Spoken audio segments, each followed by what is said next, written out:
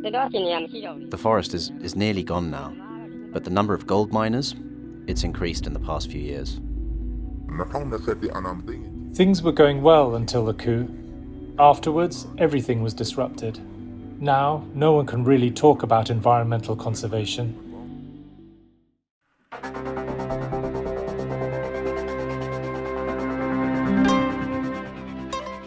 Hello and welcome to U Tha Aung, a weekly podcast from the Frontier family about human rights stories from Myanmar.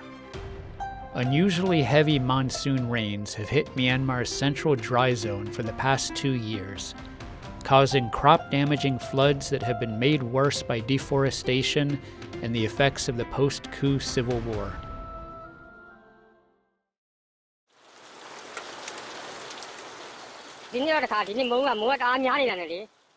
This year, there's been too much rain again, so we can't work in the fields.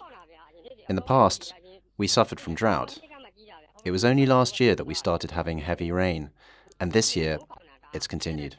The drought in previous years was really bad, but now, with mudslides from the mountains, the situation is even worse. U Tha Aung is a farmer in his early 50s who lives in Myanmar's central dry zone, also known as Anya, where rainfall is normally significantly lower than other parts of the country, even during monsoon. He has 5 children.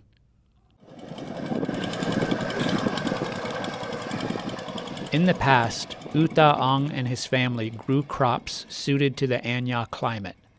Their fields provided enough rice for the household, and by selling the other crops they planted, they could easily manage their living expenses.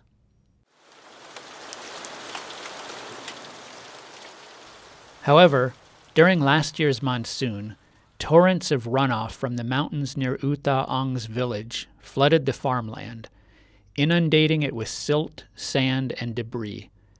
Irrigation channels that brought water to the fields were damaged and clogged with silt, devastating the local agriculture industry. We borrow money and repay it little by little. If we earn a bit, we pay back a bit. We can't really borrow much. We just work with what we can manage. When the weather is unstable, the lenders, they're afraid we won't be able to repay, so they don't give big, unsecured loans anymore. We can still borrow, but only small amounts.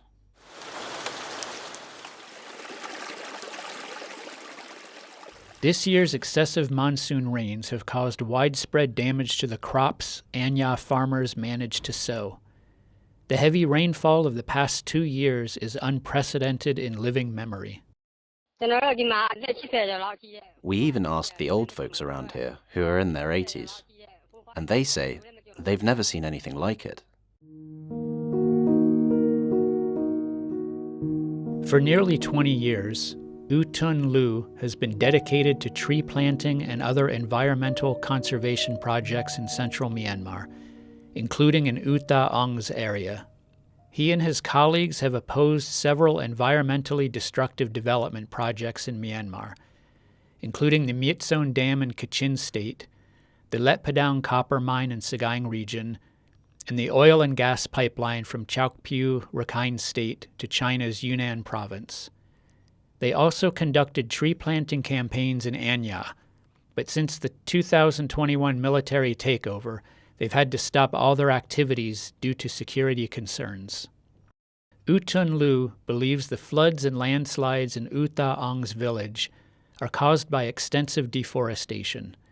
He added that with the current political situation, people have become less interested in preventing deforestation or engaging in conservation activities. Things were going well until the coup. Afterwards, everything was disrupted.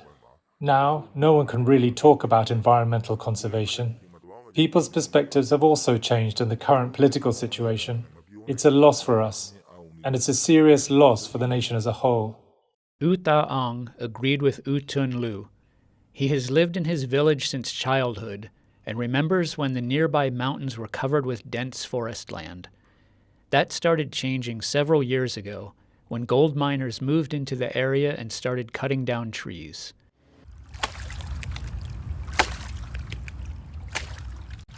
Gold mining accelerated further after the military coup, and the forest land around the village is now almost completely gone. It's thinned out. It's practically vanished. The forest is nearly gone now, but the number of gold miners, it's increased in the past few years.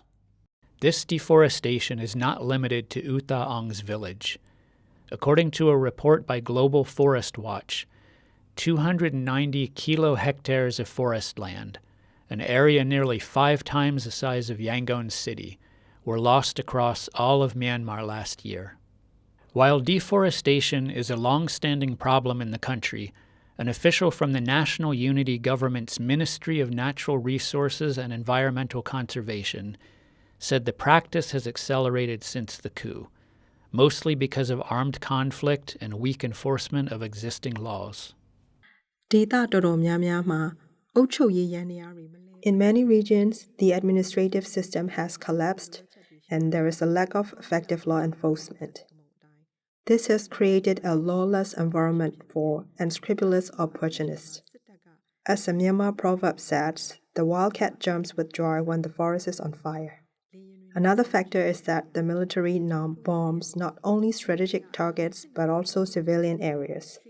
This has forced people to flee into forests and mountains in search of safety. In some regions, entire villages have relocated. As a result, forests have become more heavily impacted by human presence. Moreover, armed conflict often causes severe environmental damage as crops are burned, forests are heavily logged, and wildlife is killed.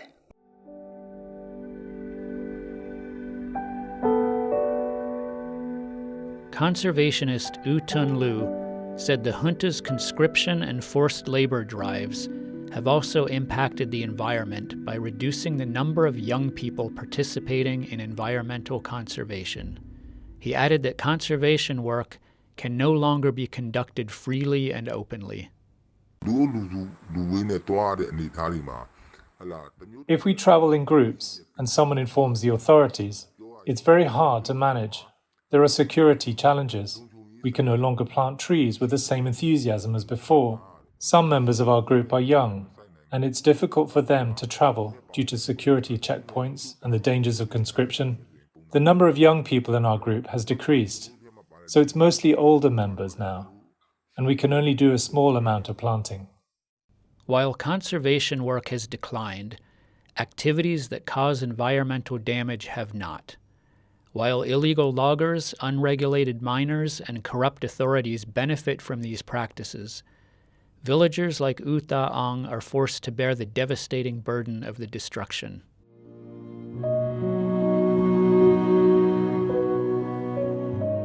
Before they can once again plant staple crops like rice, U Tha Aung and other farmers must first remove the silt and debris left by the floods. They must also unclog the damaged irrigation channels so they can be used to transport water.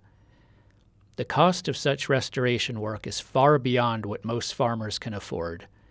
Restoring just 1 acre of land for rice cultivation costs nearly 4 million kyat, about 4 times the amount they would earn from that acre even under the best harvest conditions. In addition, since the entire village has been affected, there is no one who can lend that amount of money. Therefore, they are planting whatever other crops they can on those fields and borrowing small amounts of money for their basic needs. U Tha Aung's main hope is that next year the weather returns to normal. If we get a normal amount of rain next year, things might finally get better. That's all we can hope for. In reality, we still can't grow anything, not even for the coming year, because we haven't managed to recover from the damage this year.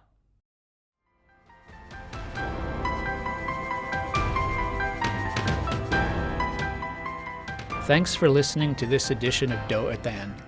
This project on human rights reporting is supported by Fondation Hirondelle with the help of our donors. This episode is produced by freelancer Kaung Mon. Some names may have been changed to protect contributors. We would welcome your feedback on social media, and please follow or subscribe to our pages. You can listen to our podcasts via the Do Athan Facebook page. They can also be found on SoundCloud, YouTube, iTunes, Spotify, and Telegram. Please tune in again next week.